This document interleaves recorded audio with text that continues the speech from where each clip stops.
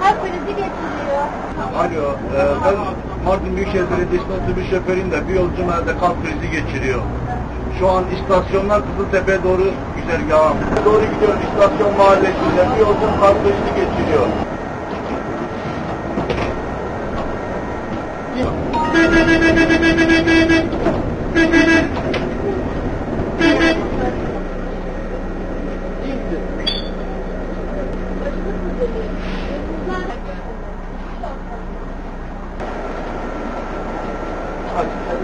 Burada.